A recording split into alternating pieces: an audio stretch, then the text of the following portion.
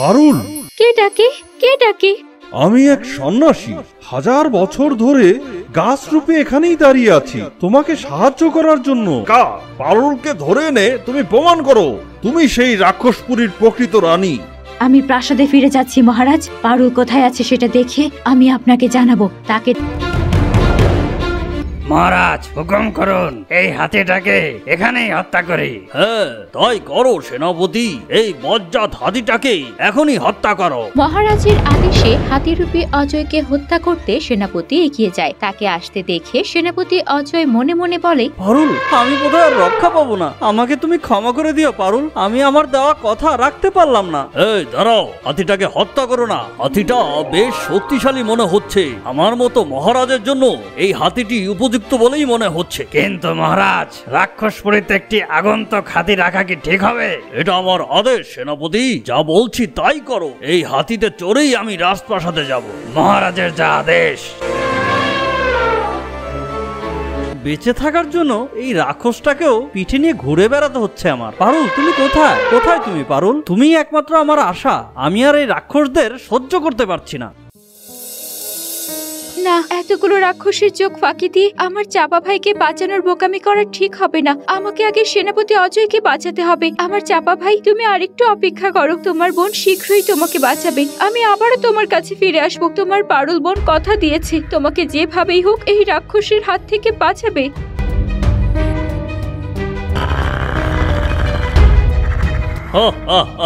হাতিটা কিন্তু আমার বেশ পছন্দ হয়েছে। রাক্ষসীরা সেনাপতি মশাইকে মারেনি তাহলে, কিন্তু তারা তাকে কোথায় নিয়ে যাচ্ছে? প্রাসাদে নয় তো? সেনাপতি মশাইকে যদি প্রাসাদে নিয়ে যায় তাহলে তো তাকে বাঁচানো খুব মুশকিল হয়ে যাবে। আমি এখন কি করব? হাতিটা তাহলে সেনাপতি অজয়। এবার দেখ পারুল, তোর সেনাপতি মশাইয়ের সাথে আমি কি করি। ধৈর্য ধরো, আর একটু ধৈর্য ধরো সেনাপতি মশাই। যেভাবেই হোক রাক্ষসদের হাত থেকে আমি তোমাকে বাঁচাবই। আমি তোমাকে রেখে কখনোই রাক্ষসপুরী ছেড়ে চলে যাব না। হয় আমরা সবাই মিলে যাব, না হয় সবাই এই রাক্ষসদের খাবার হবে। মহারাজ, মহারাজ। কি হয়েছে মা? তোমাকে এমন অস্থির দেখাচ্ছে কেন? মনে হচ্ছে পারুল রাক্ষস রাজ্য জয় করে ফেলেছে। জয় করার আর বাকি আছে মহারাজ।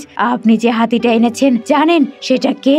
হাতি? হাতি তো হাতি, হাতি আবার কে হবে?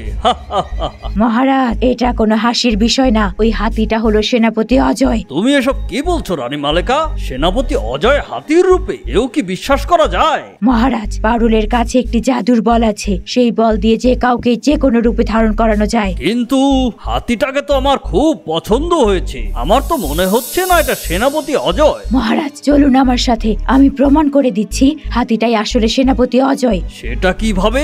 হাতিটার সামনে গিয়ে বলবেন পারুলকে রাক্ষসীরা ধরে ফেলেছে। তখন হাতিটা যদি সেনাপতি অজয় হয় তাহলে এই কথা শুনে সে আর স্থির থাকতে পারবে না, সে কিছু একটা করবেই। বেশ বেশ, তাই হোক। তোমার কথা যদি সত্যি হয় তাহলে এই হাতিটাকে আমি এখনই মেরে খেয়ে ফেলবো। সেনাপতি অজয়ের রক্তপান করব আমি। মহারাজ আর রানী মালিকা মিলে পরিকল্পনা করে হাতিরূপী সেনাপতি অজয়কে পরীক্ষা করতে গেল। হাতিরূপী সেনাপতি অজয়ের সামনে গিয়ে রানী মালিকা তার বাবা মহারাজাকে বলল, মহারাজ, পারুলকে কি আপনি ধরতে পেরেছেন? হ্যাঁ রানী মালিকা মা, তুমি কোনো চিন্তা করো না।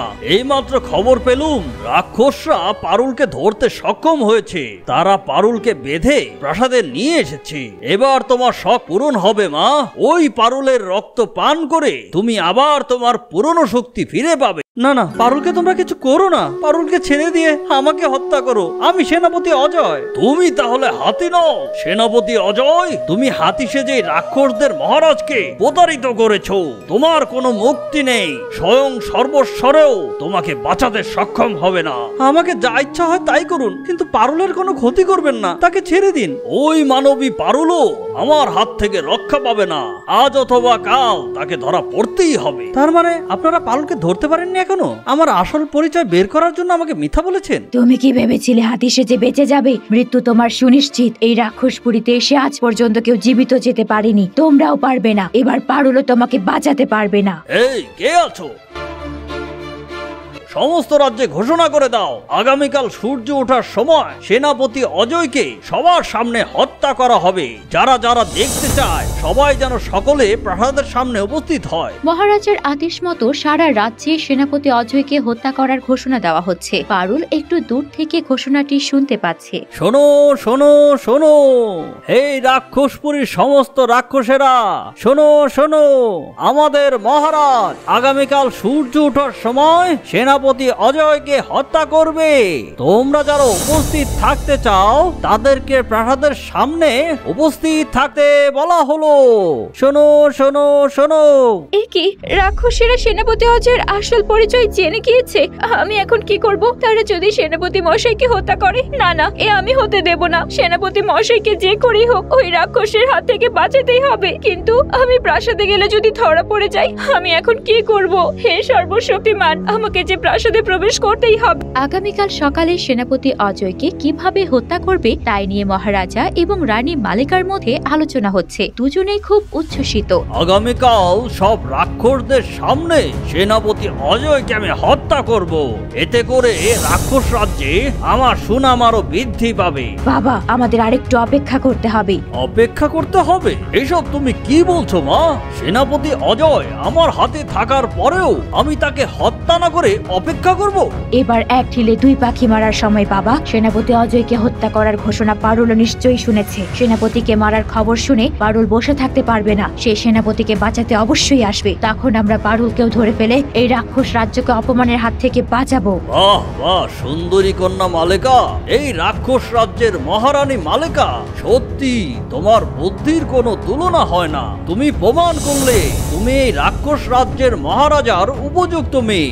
আগামীকাল এই রাক্ষস রাজ্যে নতুন সূর্য উঠবে বাবা। আমরা সমস্ত অভিশাপ থেকে মুক্তি পাবো। রাক্ষস রাজ্যে আবারও আগের মতো জীবন্ত হয়ে উঠবে। সুখ সমৃদ্ধিতে ভরে উঠবে এই রাক্ষস রাজ্য। কিন্তু তোমার কথা মতো যদি পারুল না আসে তখন কি হবে? আসবে বাবা, পারুল অবশ্যই আসবে, তুমি দেখে নিও। সেনাপতি অজয়কে কিভাবে বাঁচাবে সেই চিন্তায় অস্থির হয়ে আছে পারুল। একটি গাছের নিচে বসে সে ভাবছে রাক্ষসদের প্রাসাদে কিভাবে প্রবেশ করা যায়। আমি রাক্ষসদের প্রাসাদে কিভাবে প্রবেশ করব? পথ দেখাও হে সর্বশক্তিমান। আমি যে সেনাপতি মশাইকে বাঁচানোর কোনো উপায়ই দেখছি না। হতাশ হইও না পারুল, সেনাপতি অজয়কে তুমি বাঁচাতে পারবে। কে আপনি? আমাকে কিভাবে চেনেন? আমি অচিনপুরের রাজকুমার রাক্ষস রানী মালেকা আমাকে এখানে কাজ বানিয়ে রেখেছে। আমি এতদিন ধরে তোমার অপেক্ষায় ছিলাম পারুল, আমাকে এই অভিশাপ থেকে মুক্ত করো।